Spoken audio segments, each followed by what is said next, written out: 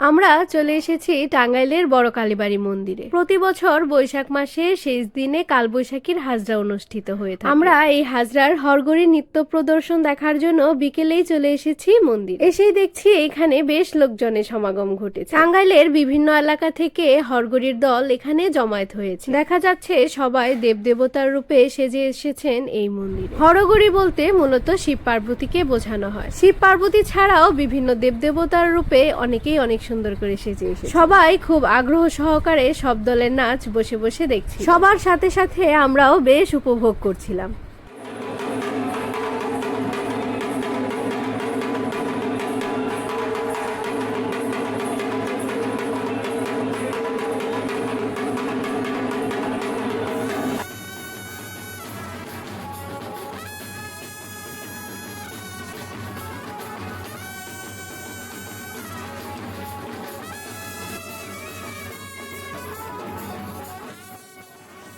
এক এক দল আসছে, নৃত্য করে চলে যাচ্ছে, আবার আরেক দল আসছে। এভাবেই উৎসব মুখর পরিবেশে মেতে উঠেছে টাঙ্গাইলের বড় কালীবাড়ি। এইদিকে আমার এই হরগড়ি জুটিকে বেশ দারুণ লেগেছে। আমি সঙ্গে সঙ্গে তাদেরকে ছবি তোলার জন্য রিকোয়েস্ট করলাম। আর এই দলটি টাঙ্গাইলের মধ্যে বেশ নামকরা একটি হরগড়ি দল। তারা তাদের সুন্দর সাজ এবং কস্টিউমের মাধ্যমে বেশ পরিচিতি লাভ করে। হরগড়ি নাচ দেখতে দেখতে এবার বাড়ি ফেরার পালা। সবাই ভালো থাকবেন এবং ভিডিওটি কেমন লেগেছে অবশ্যই জানাবেন।